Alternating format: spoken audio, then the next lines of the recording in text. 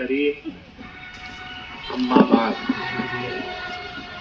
فأعوذ بالله من الشيطان الرجيم بسم الله الرحمن الرحيم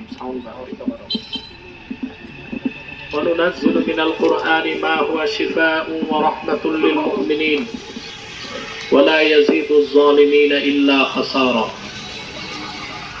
তাহরিকে খাতমে নবুয়ত বাংলাদেশ কর্তৃক আয়োজিত আজকের এই প্রতিবাদী মানববন্ধনে যারা উপস্থিত হয়েছেন তাদের সকলকে আমার পক্ষ থেকে হৃদয় নিংড়ানো ভালোবাসা, শুভেচ্ছা এবং অভিনন্দন জ্ঞাপন করছি।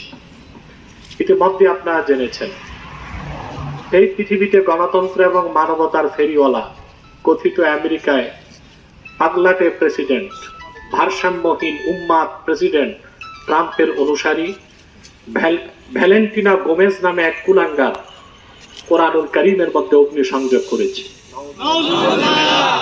যা অত্যন্ত দুঃখজনক, মেনে নেবার মতো নয়।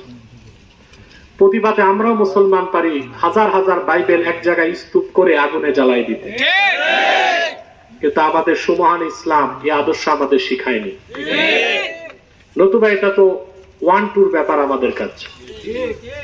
কয়েক হাজার বাইবেল এক জায়গায় এনে আগুনে জ্বালিয়ে ভস্ম করে দিতে পারি আমরা, কিন্তু ইসলাম আমাদেরকে আদর্শ শিখায়নি।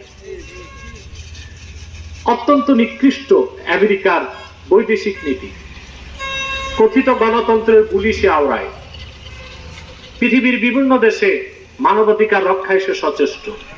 বাংলাদেশও ইতিমধ্যে মানবাধিকার কমিশন একটা প্রতিষ্ঠিত করেছে, কিন্তু সে তো তার দেশকেই সামলাতে পারছে না।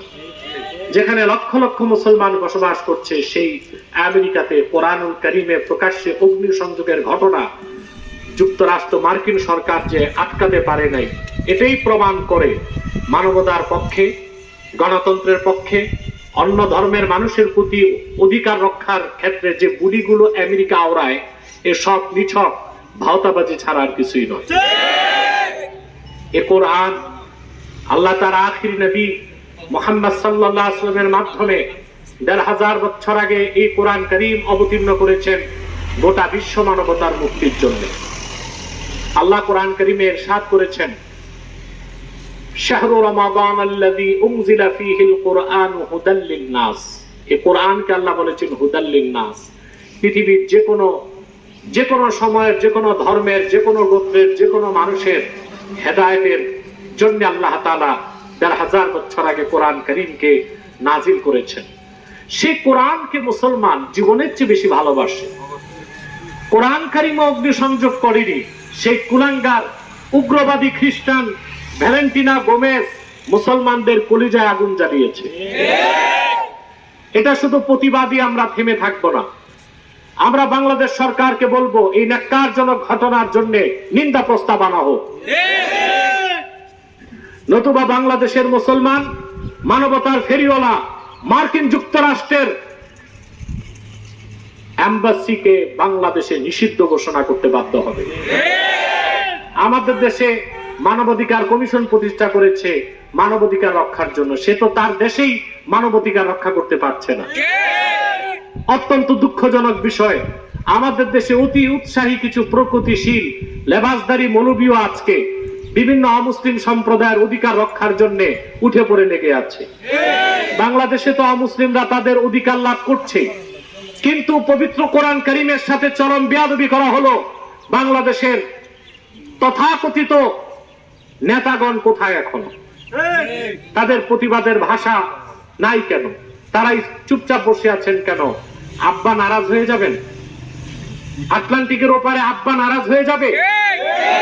মনে রাখবেন, যারাই রাজনীতি করছেন বাংলাদেশে, হোক ইসলামী রাজনীতির ব্যানারে, হোক ডেমোক্রেসির ব্যানারে, আটলান্টিকের ওপারে কোন আব্বাকে রাজি খুশি করে বাংলাদেশের ক্ষমতায় যাওয়া যাবে না।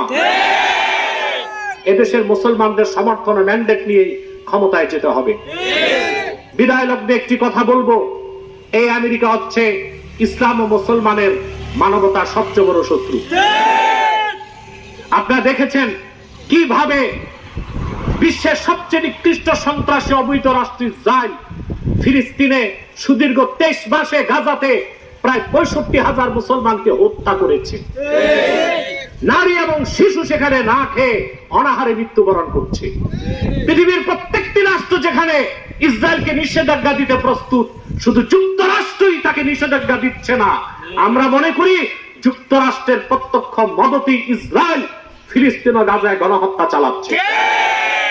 আসুন আজকে আমরা শপথ করি মার্কিন পণ্য বর্জন করব, ঘৃণার সাথে অন্তত 7 দিন মার্কিন কোন পণ্যকে আমরা স্পর্শ করব না। আমাদের বাংলাদেশের মুসলমানকে সবসময় রাজনৈতিকভাবে সচেতন থাকতে হবে। আমাদের পাশে আমাদের সবচেয়ে বড় শত্রু, যারা বিগত 16 বছর হত্যা, নির্যাতন, নিপীড়নে সহযোগিতা করেছিল। আর আমাদের দূরের শত্রু হচ্ছে মার্কিন যুক্তরাষ্ট্র। আমরা আজকে যুক্তরাষ্ট্রে কোরআন কারীমের সাথে যে অবমাননা হয়েছে এর তীব্র নিন্দা প্রকাশ করছি, এবং এটার দৃষ্টান্তমূলক শাস্তি আমরা চাই। যে অপরাধ হয়েছে তার শাস্তি চাই, ভবিষ্যতেও যেন অপরাধ না হয়। নতুবা বাংলার মুসলমান একবার যদি কলিজায় আগুন জ্বলে উঠে, যুক্তরাষ্ট্রের এমবেসির একটা ইটও এক জায়গায় দাঁড়িয়ে থাকবে না।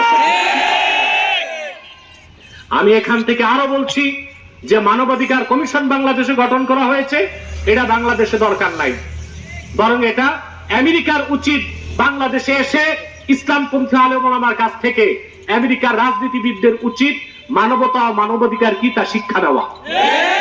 আল্লাহ আমাদের আজকের এই প্রচেষ্টাকে কবুল করুন। ওয়াখির দাওয়ানা আলহামদুলিল্লাহি রাব্বিল আলামিন। ওয়াসসালামু আলাইকুম ওয়া রাহমাতুল্লাহি তাআলা ওয়া বারাকাতুহু।